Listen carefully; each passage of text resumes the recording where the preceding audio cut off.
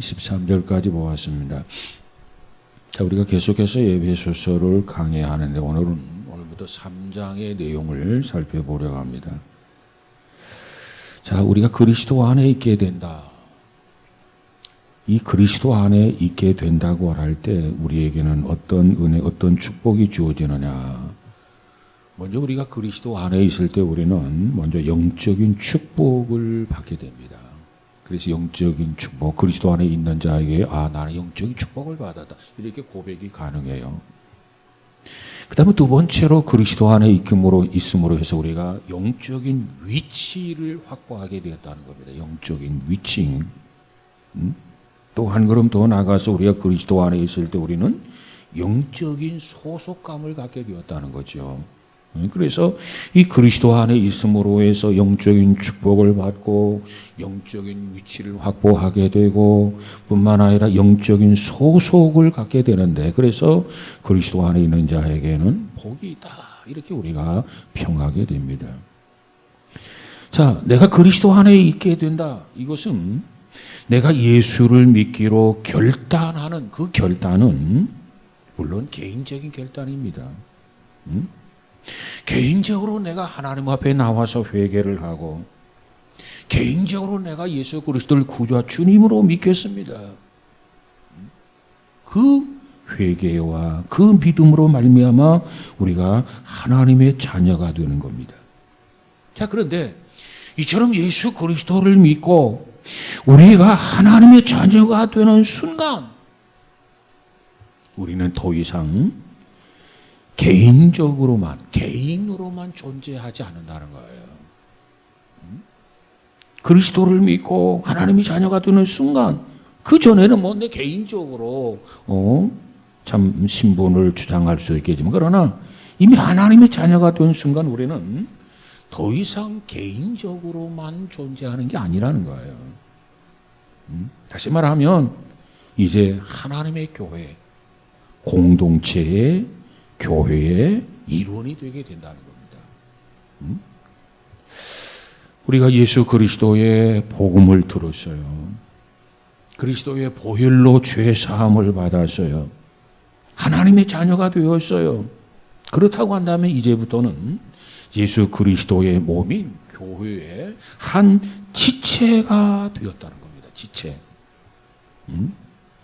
그리스도 안에서 이와 같이 그리스도 몸인 교회의 한 지체가 되었다라고 하는 것이 얼마나 놀라운 것인가, 얼마나 귀한 축복인가, 그것을 에베소 3장에서는 집중적으로 다루고 있는 겁니다. 자, 그러면 먼저 신약 교회의 본질에 대해서 좀 생각해 보도록 하겠습니다. 교회의 본질. 자, 오늘 본문의 줄거리를 좀 이렇게 더듬어 보기 전에 먼저 우리가 생각해야 할 부분은 신약 교회의 본질이라고 하는 것은 이 본질이 무엇인가를 생각해 보고자 합니다. 교회의 본질.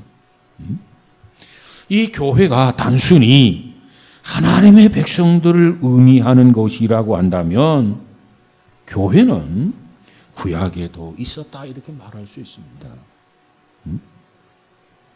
이 교회가 단순히 하나님의 백성들을 의미한다, 그렇게만 우리가 정리한다면 그 교회는 그러면 구약에도 있었다라고 하는 것을 우리가 부정할 수 없습니다. 왜?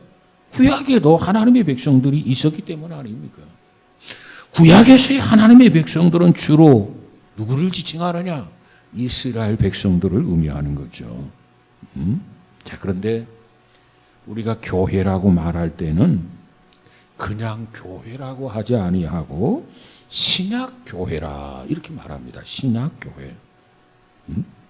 그렇다고 한다면 이 구약의 교회와 구약에 나타난 교회와 그리고 신약의 교회가 어떤 차이점이 있을까? 하나님의 백성이라고 하는 그 의미에서는, 연속성에서는 마찬가지입니다.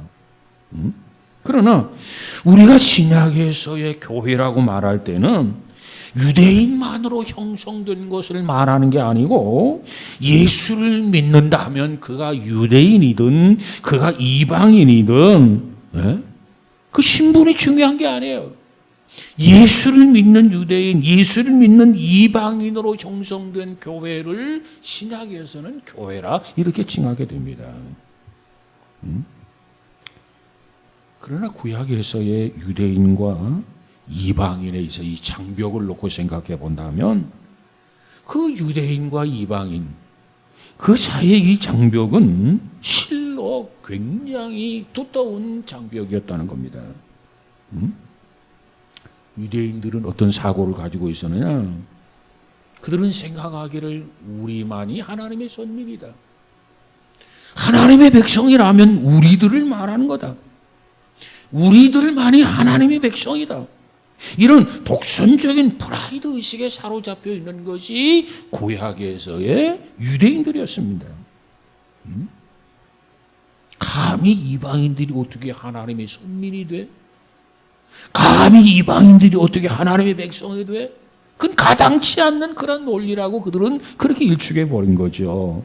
선민이라고 하면 우리들에게만 제한된 것이다. 우리들만 하나님의 선민이다. 물론 이 구약 성경에 보면은 이방인이 하나님의 백성이 되는 예가 몇 번 있었습니다. 전혀 없었던 건 아니에요. 그런 아주 적은 숫자지만 이방인이 유대인처럼 하나님의 백성이 된 케이스가 구약 성경에도 없지 않아 있었다는 겁니다. 자, 그러나 이 구약 성경에서 주된 하나님의 섭리의 초점은 누구에게 맞춰져 있느냐? 이스라엘 백성들에게 초점이 맞춰졌고, 그래서 이스라엘 백성들만이 하나님의 백성이라고 하는 그런 내용을 강조하고 있는 것이 구약 성경입니다. 그런데 신약에 들어와서 보면은 하나님의 백성이라고 하는 이 정의가 좀 더 넓어지기를 시작합니다. 이 유대인과 이방인 사이의 벽이 두터웠는데 그렇기 때문에 이 두터운 벽이 무너져야 돼요. 그럼 이 벽이 유대인과 이방인 사이에 두텁게 놓여있던 이 벽이 어떻게 무너지느냐? 예수를 통해서 무너지게 되는 거죠. 예수를 믿는 유대인, 예수를 믿는 이방인 똑같이 이제는 다르지 않다는 거죠. 똑같이 그리스도 안에서 교회의 지체가 됨으로 해서 이스라엘 백성들의 그 영역과 그리고 이방인들의 영역이 하나로 통일되면서 하나님의 백성이라고 하는 영역은 좀 더 확대되고 있다. 이것이 신약에서 말씀하고 있는 교회의 개념입니다. 자, 이것이 신약 교회의 본질이다. 이렇게 말씀드릴 수 있어서요. 자, 오늘 본문에서 사도 바울이 뭘 강조합니까? 지금 에베소 교인들을 향해서 편지하면서 먼저 에베소 교인들에게 우리는 이방인이었다. 그걸 먼저 언급해 주고 있죠. 그런데 이방인이었던 우리에게 하나님께서 놀라운 은혜를 베풀어 주셨다. 그 놀라운 은혜가 얼마나 귀한 은혜인가. 그것을 바울은 강조하면서 오늘 3장에서 그 은혜에 대해서 다시 한번 회고하고 있는 것이 오늘 본문의 내용입니다. 그러면서 바울은 우리가 이방인이라고 하는 단어를 쓸 때마다 우리도 이 무리 중에 한 사람이었다는 사실을 잊어서는 안 된다. 우리도 이방인이었다. 그걸 강조해 주고 있죠. 우리도. 자, 오늘 본문에 보면 3장에서 우리가 특별히 오늘 13절까지 보았는데 이 내용을 보면 세 가지로 우리가 그 내용을 나눠볼 수 있습니다. 먼저 1절에서 8절까지는 바울이 뭘 강조하고 있느냐? 하나님의 비밀로서의 교회에 대해서 말씀합니다. 하나님의 비밀로서의 교회. 하나님께서 유대인들에게도 은혜를 베풀어 주시고 하나님께서 이방인들에게도 은혜를 베풀어 주셔서 유대인도 예수를 믿게 하고 이방인도 예수를 믿게 하고, 그래서 이방인과 유대인 사이에 놓던 무거운 그 두터운 담을 헐어버리고 이제는 이방인도 유대인도 그리스도 안에서는, 교회 안에서는 한 지체가 된다고 하는 이 사실을 강조하고 있는 것이 오늘 1절에서 8절까지 내용입니다. 바로 이와 같은 교회는 하나님의 비밀이었다는 겁니다. 그 다음에 두 번째로 9절과 10절에 가서 보니까 천사들에게 계시한 비밀로서의 교회에 대해서 말씀해 주고 있어요. 이것을 다른 말로 말하면 하나님의 지혜로서의 교회에 대한 말씀이다. 그리고 11절과 13절에 보니까는 하나님의 계획으로서의 교회에 대한 말씀을 하십니다.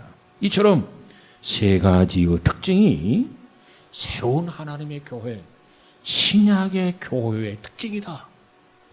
이렇게 이해를 하고 오늘 본문을 함께 나눠보도록 하겠습니다. 먼저 오늘 1절에서 8절에 보니까 하나님의 비밀로서의 교회다. 이걸 바울이 언급하고 있죠. 다시 말하면 신약교회는 하나님의 비밀이었다는 겁니다. 비밀. 자, 오늘 본문 3장 1절을 다시 한번 볼까요? 1절 시작. 이러므로 그리스도 예수의 일로 너희 이방인을 위하여 갇힌 자 된 나 바울이 말하거니와. 그랬어요.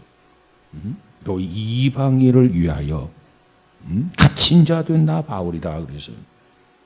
지금 사도 바울이 예배소라고 하는 교회, 예배소에 있는 교인들을 향해서 이 편지를 써서 발송하게 되는데, 그 편지를 어디에서 썼느냐? 로마의 감옥에서 썼습니다.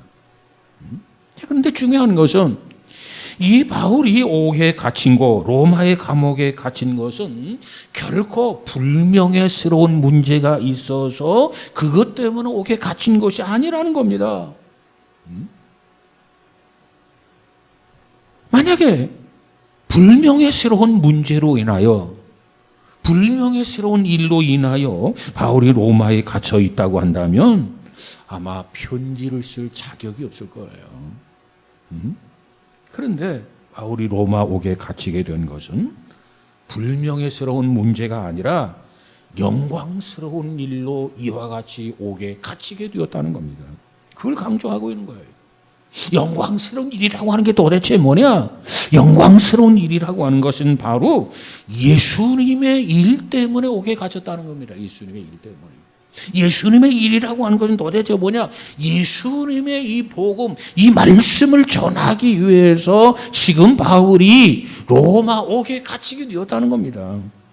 내가 예수님을 전하지 않았더라면, 내가 복음을 전하지 않았더라면 내가 이 옥에 갇힐 이유가 없는데, 이 복음을 전하다가 내가 이 옥에 갇혀 있다라고 하는 것을 먼저 예배소 교인들에게 그것을 설명하고 있어요.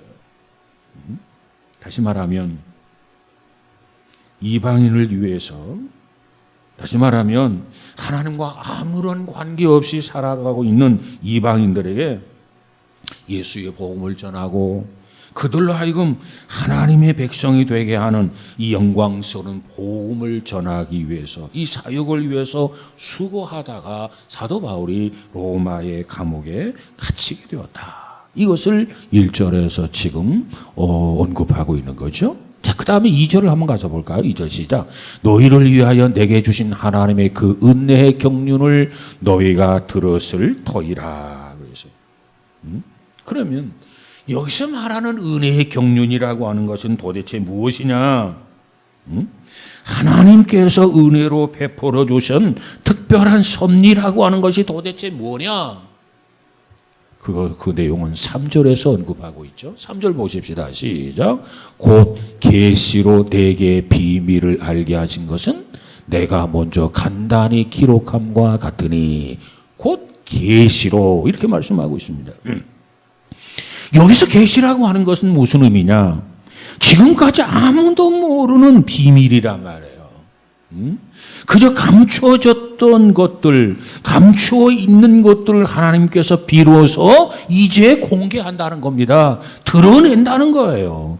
그래서 오늘 본문 3절 4절에 가서 보면 곧 계시로 내게 비밀을 알게 하신 것은 이방인들 하나님의 백성이 될 수 있다라고 하는 거 아무도 몰랐어요.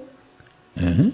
그걸 염두에 두고 계시로 내게 비밀을 알게 하신 것은 내가 먼저 간단히 기록한 것 같으니 그것을 읽으면 내가 그리스도의 비밀을 깨달은 것을 너희도 알 수 있으리라. 지금 바울이 그렇게 말씀하고 있는 겁니다. 너희들이 이 복음, 이 에베소서를 읽어보면 바울이 하나님 앞에서 깨달은 것이 뭔지, 바울에게 보여준 계시의 내용이 뭔지 너희들도 이해할 수 있으리라 하는 것이 오늘 본문 3절과 4절의 내용입니다. 그러면 이 비밀에 대해서 좀 살펴보겠는데, 이 비밀에 대해서 살펴보겠습니다. 그러면 바울이 깨달았던 비밀이라고 하는 게 도대체 뭐냐? 지금까지 감추어두고, 지금까지 숨겨두고, 지금까지 덮어놓고 아무도 발견하지 못했던 그 메시지, 그 복음이라고 하는 게 도대체 뭐냐? 그 복음이 내용이 뭐였기에 바울이 이제서 그 비밀을 깨닫고 하나님이 나에게 계시해 주었다고 이렇게 강조하고 있느냐? 그 내용을 좀 살펴보도록 하겠습니다. 자, 오늘 본문 5절과 6절을 한번 다시 볼까요? 5절, 6절 시작. 이제 그의 거룩한 사도들과 선지자들에게 성령으로 나타내신 것 같이 다른 세대에서는 사람의 아들들에게 알리지 아니하셨으니 이는 이방인들이 복음으로 말미암아 그리스도 예수 안에서 함께 상속자가 되고 함께 지체가 되고 함께 약속에 참여하는 자가 됨이라. 자, 여기 보니까 특별히 세 가지를 언급해 주고 있어요. 바울이 깨달았던 비밀, 바울에게 보여줬던 하나님의 계시, 그 계시의 내용이 뭐냐? 이방인들이 복음으로 말미암아 그리스도 예수 안에서 유대인들과 함께 후사가 되고 유대인들과 함께 지체가 되고 유대인과 함께 약속에 참여하는 자가 된다. 이것이 바울이 깨달았던 비밀이고 하나님께서 바울에게 보여줬던 계시의 내용이라는 겁니다. 이전까지 유대인들이 감히 생각할 수 없는 그런 내용입니다. 다시 말씀드리면 우리만이 하나님의 선민이다. 우리만이 하나님의 백성이다. 아니 이방인이 어떻게 구원을 받아? 아니 이방인들이 어떻게 하나님의 백성이 돼? 그건 가당치도 않은 거야. 하는 것이 유대인들이 사고였단 말이에요. 근데 바울이 이 복음을 깨달았어요. 이 계시를 깨달았어요. 그래서 강조하기를 이제는 유대인과 이방인, 이방인과 유다인 모두가 그리스도 예수 안에서 함께 후사가 되고 함께 지체가 되고 함께 약속에 참여하는 자가 됨이라. 이것이 바울이 깨달았던 비밀이었던 겁니다. 참 깨닫기 어려운 비밀이요 진리였는데 하나님께서 바울과 함께 해주셔서 어찌 보면 바울도 이 진리를 깨달으면서 충격을 받았으리라고 생각이 됩니다. 왜? 감히 생각할 수 없는 그런 부분이었거든요. 그 비밀이라고 하는 내용을 좀 살펴보면 이렇습니다. 지금까지 하나님과 아무런 관계 없이 살았던 이방인이에요. 하나님과 그저 무관한 상태로 살았단 말이에요. 근데 복음을 들었어요. 그 복음을 듣고 예수 안에 거하면서 이제는 이스라엘 백성들과 함께 하나님께서 그들을 위해서 준비해 주셨던 모든 기업, 모든 보화, 모든 영광스러운 것들을 모두가 다 유대인들처럼 이방인들도 계승할 수 있는 후사가 됐다는 거예요. 함께 계승할 수 있는 지체가 되었다는 거예요. 함께 그 약속에 참여하는 자가 되었다는 겁니다. 얼마나 귀한 메시지입니까? 얼마나 귀한 은혜, 얼마나 귀한 축복이냐 말이에요. 이것을 사도 바울이 깨달은 진리 복음이다 이렇게 말합니다. 그 다음에 또 후사가 된다. 여기서 후사라고 하는 말이 있죠. 이 후사라고 하는 것은 도대체 뭘 말하는가? 이 후사라고 하는 말은 다분히 미래적인 감각으로 쓰여진 단어입니다. 그러니까 우리가 예수를 믿었을 때 하나님께서 우리를 위하여 미래에 준비한 것들이 많이 있어요. 그 미래를 위해서 준비하고 예비한 것들이 많이 있단 말이에요. 비로소 우리가 늦게 주님 앞에 서게 되지만 주님께서 믿는 자들을 위해서 준비한 그 모든 것들, 그 하나님의 백성들, 하나님의 자녀들을 위해서 준비한 그 모든 것들을 주신다는 거예요. 참 귀한 은혜죠. 사실 하나님께서는 그와 같은 것들을 아무에게나 쉽게 그렇게 주시는 그런 하나님이 아니십니다. 그저 그걸 받을 수 있는 상속자라야 그 주시고 하나님의 아들에게 준비한 그 모든 것을 주시는 그런 하나님이십니다. 그런데 이스라엘 백성들은 하나님의 백성으로서 이 모든 것, 하나님이 준비하신 모든 것을 받을 수 있었어요. 어찌 보면 그건 당연한 것들입니다. 그런데 이방인이었던 이들, 오늘 이방인이었던 우리들도 이 복음을 듣고 이 복음을 깨닫고 예수 그리스도를 믿게 됨으로 말미암아서 이스라엘 백성들과 전혀 다름이 없이 그저 동일하게 함께 후사가 된다는 거예요. 하나님의 자녀들을 위해서 예비한 모든 것들을 동일한 자격을 가지고 동일하게 함께 우리는 상속을 받는 후사가 되었다는 겁니다. 그래서 하나님의 기업을 우리가 후사로 얻게 되었더라 한 거죠. 예를 들면 그래요. 아들을 장가 보내고 딸을 시집을 보내려면 부모님이 장가 갈 수 있는 아들을 위해서, 시집을 갈 수 있는 딸을 위해서 무언가 준비를 해놓잖아요. 필요에 따른 집도 사놓고, 필요에 따라서는 뭐 장동도 사놓고, 뭐 여러 가지 풍성하게 그저 아낌없이 많은 재정을 투자해가면서 자녀들을 위해서 미리 사놓는 경우가 없지 않아 있어요. 바로 그겁니다. 이처럼 부모가 자식을 위해서 미리 여러 가지 필요한 것들을 준비해 놓고 사놓는 것처럼 하나님께서 하나님의 자녀들에게, 아브라함의 후손들에게, 유대인들에게 그 많은 것을 준비하고 예비해 놓으셨는데 이방인 우리가 어느 날 예수를 믿게 되었어요. 하나님의 자녀가 백성이 되었어요. 그러면 하나님께서 유대인들을 위해서 예비한 그 모든 것을 늦게 우리가 예수를 믿게 되고 이제서 하나님의 자녀가 되었지만, 그러나 우리들에게도 유대인들과 더불어 같이 상속받는 후사가 되었다는 겁니다. 엄청난 은혜요, 엄청난 축복이죠. 이것을 지금 바울은 에베소서를 통해서 이것을 언급하고 있는 겁니다. 자, 그러면 좀 더 살펴본다면 에베소 1장으로 한번 다시 돌아가 보면, 자, 1장으로 한번 넘겨보세요.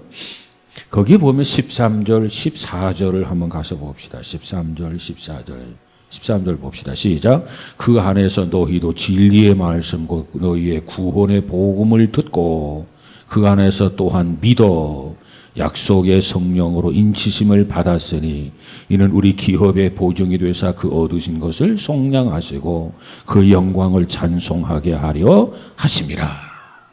진리의 말씀, 복음이죠. 그 말씀을 우리가 들었어요. 듣고 우리가 믿었어요. 그리고 구원을 받았어요. 성령의 인치심을 받았어요. 그러면 우리가 함께 후사가 된다라고 하는 거에 대해서 성령이 우리의 보증이 되신다는 거예요. 누가 뭐라고 그래도 난 하나님의 자녀야, 하나님의 백성이야. 하나님의 자녀들을 위해서 예비한 모든 것을 우리는 다 상속받을 수 있어. 그 약속에 참여할 수 있어. 그 부분에 대해서 우리 안에 계신 성령이 보증이 되신다는 겁니다. 다시 말하면 틀림이 없다는 거예요. 뒤늦게 예수를 믿고 뒤늦게 하나님의 백성이 되었지만, 그러나 하나님께서는 차별을 두지 아니하고 유대인이나 이방인이나 동일하게 이와 같이 하나님께서 복을 주신다는 겁니다. 기업을 있게 하신다는 거죠. 하나님의 자녀들을 위해서 준비한 모든 것을 우리 모두가 다 확실히 받을 수 있다. 성령이 우리 안에 계신 보증인 것을 믿으시기를 바랍니다. 그래서 그 보증으로 하나님께서 우리 안에 성령을 주신 거예요. 자꾸 이 믿음이 흔들리면 안 돼요. 확신 속에 살아가야 돼. 그렇기 때문에 성령이 우리 안에 보증으로 주셔서 항상 성령 충만함을 받아라. 조금 더 의심하지 말고 믿음의 확신을 가지고 살아야 된다 하는 것이 하나님의 뜻인 줄로 믿습니다. 성령이 우리 안에서 하는 사역을 놓고 보면은 여러 가지가 있어요. 그 중에서도 제일 중요한 게 뭐냐면 때로 우리가 신앙생활을 하면서 과연 내가 하나님의 자녀인가? 내가 죽으면 과연 천국에 가는 건가? 여러 가지 그런 부분에 대해서 의구심이 없지 않아 있을 때가 있으리라고 생각이 됩니다. 그때마다 우리 안에 계신 성령께서 우리를 책망하는 거예요. 뭘 이렇게 의심하느냐? 믿어라. 내가 보증이다 말이에요. 내가 보증이다. 왜 의심하느냐? 확신을 가지고 살지. 의심하는 것은 마귀가 좋아하는 거다. 하나님이 원하는 것은 뭐냐? 끝까지 믿어라. 확신을 가져라. 이것이 하나님이 원하시고 하나님이 기뻐하는 것이다. 끊임없이 우리를 향해서 가르치시고 우리를 향해서 감동을 주시고 우리를 향해서 감화로 역사하시는 분이 우리 안에 계시는 성령이라고 하는 겁니다. 성령. 아무쪼록 저와 여러분이 그래서 성령 충만함을 받고 성령의 지배와 다스림 속에서 조금 더 의심하지 아니하고 믿음으로 살아가는 우리 모두가 다 되어지기를 주님의 이름으로 축복합니다. 성령이 우리 안에서 우리를 향해서 이렇게 말합니다. 내가 증인이다. 내가 보증이다. 뭘 걱정하고 뭘 염려하고 뭘 두려워하느냐, 뭘 의심하느냐. 의심하지 말고 두려워하지 말고 하나님만 믿어라. 이렇게 말씀해 주고 있습니다. 그 다음에 두 번째로는 지체가 된다고 하는 말이 있어요. 우리가 함께 유대인이나 이방인이나 함께 후사가 될 뿐만 아니라 함께 지체가 된다. 함께 지체가 된다. 이 말은 무슨 의미입니까? 이 지체가 된다라고 하는 말은 이 모든 것을 함께 누릴 수 있는 분명한 공동체의 이론이라는 겁니다. 우리가 따로가 아니에요. 유대인이나 이방인이나 우리는 그리스도 안에서 함께 누리게 되는 분명한 공동체 이론이라는 거죠. 그래서 슬픈 일 있으면 같이 슬퍼하고 기쁜 일 있으면 같이 기뻐할 수 있는, 춤을 추어줄 수 있는 그러한 공동체 이론으로 살아가야 된다. 그렇습니다. 정말 하나님이 준비하신 그 모든 것을 정말 나도 받을 수 있을까? 그런 사람에게 확신을 주시는 성령님, 걱정하지 마. 유대인들과 같이 한 지체가 되어서 공동체가 되어서 함께 누리게 될 거야. 믿어. 이것이 오늘 본문의 내용입니다. 그 다음 세 번째로는 약속에 참여하게 된다는 겁니다. 여러분, 우리가 하나님을 믿게 된다면 이스라엘 백성들과 더불어서 우리는 하나님의 백성이라고 하는 한 공동체의 성원이 된 거예요. 성원. 그래서 성원이 될 뿐만 아니라 함께 약속에 참여하는 자가 되었습니다. 그러면 여기서 말하는 후사와 여기서 말하는 약속은 어떻게 다른가? 그 점에 대해서 잠깐 설명해 드리죠. 여기서 말하는 후사라고 하는 것은 미래적인 감각을 강조하는 단어다. 이렇게 말할 수 있고요. 여기서 약속은 현재적인 의미가 강한 단어입니다. 그러니까 우리가 살아가는 날 동안에 하나님께서 우리에게 이렇게 해주시겠다. 많은 약속들을 우리에게 주셨어요. 미래적으로 앞으로 우리에게 되어질 일, 그리고 현재적으로 하나님이 우리에게 주신 약속, 이 모든 것을 통틀어서 약속과 후사다. 이렇게 우리가 구분해 볼 수 있습니다. 예를 들면 성경에 보면 여러 구절이 있죠. 요한복음 14장 27절에 보니까 평안을 너희에게 끼치는 곧 나의 평안을 너희에게 주노라. 현세적인 평안입니다. 현세적으로 주신 약속이에요. 아무것도 염려하지 말고 오직 모든 기도와 모든 일에 기도와 간구로 너희 구할 것을 감사함으로 하나님께 아리라. 그리하면 모든 지각에 뛰어난 하나님의 평강이 그리스도 예수 안에서 너희 마음과 생각을 지키시리라. 아무것도 염려하지 마라. 미래적인 거 아무것도 걱정하지 마. 염려하지 마. 뿐만 아니라 마태복음 11장 28절에 수고하고 무거운 짐진 자들아 다 내게로 오라. 내가 너희를 편히 쉬게 하리라. 여러분, 이처럼 많은 약속들이 있어요. 그런데 하나님께서 하나님의 자녀들에게 주시기로 한 그 약속들이 우리 앞에 있다는 겁니다. 전세적인 약속은 현세적 약속대로 이루어지게 되고 미래적인 약속은 미래적인 약속대로 이루어지게 될 것이다. 문제는 우리가 하나님 나라 갈 때까지 이 땅에 살아가면서 그 많은 약속의 참여자가 되었다는 겁니다. 공동체 일원이 되었다는 거예요. 그 점에 대해서 지금 바울은 강조하고 있습니다. 내가 하나님의 자녀라면, 하나님의 백성이라면 이와 같이 함께 후사가 되고 함께 약속에 참여하는 자가 되었다. 자, 이미 나는 하나님의 백성입니다. 이 하나님의 백성이라는 사실에서 이 말씀을 들으면 실감이 안 날는지 몰라요. 그러나 조금만 다시 한번 생각해 본다면 이렇습니다. 우리가 예수를 안 믿던 시절로 한번 돌아가 보십시다. 예수를 안 믿던 시절, 하나님을 안 믿던 시절, 예수라고 하는 단어가 굉장히 생소해요. 하나님이라는 단어가 굉장히 생소해요. 그리고 복음이 뭔지 몰랐어요. 복음의 영광이 뭔지 몰랐어요. 그저 어둠 속에 살았던 그런 지난 날로 한번 생각해 보십시다. 하나님도 몰랐고 내게 구체적으로 베풀어 준 그 하나님의 은혜도 몰랐고 약속도 몰랐어요.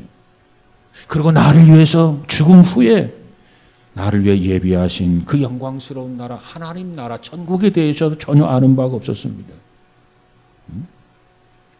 그처럼 이방인 중에 하나였던 내가 하나님께서 예수 그리스도의 복음을 들려주셨어요. 십자가를 통해서 이루어 놓으신 그 사역의 의미를 뒤늦게 깨달았어요. 예수님께서 십자가에 죽으신 것은 바로 죄인이었던, 도둑이었던, 사기꾼이었던, 거짓말쟁이였던, 위선자였던, 강도질을 했던 그와 같은 우리들을 위해서 십자가에 죽으셨구나. 그리고 사흘 만에 예수님께서 부활하셨구나. 그 예수를 우리가 이제 믿게 되었습니다. 이 믿음으로 말미암아서 이제는 하나님 백성이라고 하는 한 성원, 한 공동체 일원이 되었단 말이에요. 근데 하나님은 하나님의 백성들을 위해서 많은 것을 준비해 놓으셨어요. 많은 것을 예비해 놓으셔서 많은 것들을 약속해 주셔서 그리고 그 하나님과 우리 사이에 끊을래야 끊을 수 없는 관계의 다리를 놓아주셔서 누구든지 나로 말미암지 않고는 아버지께로 올 자가 없다. 길을 확 열어놓으셨어요. 이처럼 우리가 그 은혜를 잊게 된다면, 그와 같은 축복을 받게 된다면 이제 언약의 공동체, 하나님의 사회, 하나님의 가족, 바로 그 중에 한 성원으로 나를 불려주셨다는 사실을 우리는 하나님 앞에 감사하지 않을 수가 없을 것입니다. 바울이 이 비밀을 깨달았다는 거예요. 그래서 가장 중요한 것은 하나님께서 이방인도 사랑하신다는 거예요. 바울은 이 진리를 깨닫기 전에 하나님은 이방인들을 사랑하지 않는 줄 알았어요. 이방인들에 대한 관심이 전혀 없는 줄 알았어요. 그런데 바울이 깨달은 것은 하나님께서는 유대인도 사랑하지만 이방인도 사랑하시는구나. 왜? 지금까지 바울은 유대인이었어요. 모두가 가지고 있는 유대인의 사고 그대로 가지고 있었어요. 그들이 가지고 있는 사고는 뭐냐? 선민의식입니다. 우리만이 하나님 앞에 택함받은 백성이라는 거예요. 그렇게 살았고 그렇게 자랐고 지금까지 그렇게 지내왔어요. 그런데 어느 날 놀라운 그 비밀을 깨닫게 된 겁니다. 하나님은 유대인을 사랑한다. 그런데 그 못지않게 하나님은 이방인도 사랑하신다. 그래서 이방인도, 특별히 에베소 교인들은 이방인이거든요. 그들을 향해서 너희들도 복음을 듣고 이 복음을 깨닫고 예수를 믿기만 한다고 한다면 유대인들 못지않게 동일하게 후사가 되고 동일하게 공동체로 지체가 되고, 그리고 하나님의 그 축복의 약속, 은혜의 약속에 참여하는 자가 된다. 이것을 바울은 에베소 교인들에게 전해주고 싶었던 겁니다. 그래서 오늘 본문 3장 1절에서 13절까지 내용을 보았는데, 조금 더 다음 주에는 그러면 이와 같은 이 진리를, 복음을 우리의 삶 속에 어떻게 적용할 것인가, 그 부분에 대해서는 다음 주에 설명드리도록 하겠습니다. 오늘 특별히 강조하고 싶은 것은, 유대인들은 그랬을 거예요. 하나님, 저 이방인들 사랑하지 마세요. 하나님, 저 이방인들 다 지옥으로 가게 해주세요. 근데 우리만 천국 가게 해주세요. 우리가 아브라함의 자손 아닙니까? 우리만 선민 아닙니까? 우리만 하나님의 택한 백성 아닙니까? 왜 하나님의 관심이 저 이방인들에게 가지요? 아마 그것이 유대인들의 생각이었을 것 같아요. 그런데 하나님은 너의 생각과 우리의 생각이 다르다 말씀하셨는데, 그동안 감춰놓았던 비밀, 감춰놓았던 그 복음을 이제는 오픈해서 하나님의 진심을 바울을 통해서 저들에게 전해주고 있는 겁니다. 이방인은 정죄의 대상이 아니라 사랑의 대상이다. 내가 이방인들을 끔찍하게 사랑한다. 너희들과 다를 바 없이 사랑한다. 그들도 너희들과 똑같이 은혜를 받게 되고 똑같이 후사가 되고 똑같이 약속에 참여하는 자가 되고, 그래서 내가 예비한 모든 것들을 함께 나누는 대상이다 하는 것이 바울이 전하는 그 내용이 되겠습니다. 아무쪼록 우리도 이 복음을 바로 이해하고 우리의 이웃들을 향해서 열려진 마음으로 복음을 전하는 저와 여러분이 되어지기를 주님의 이름으로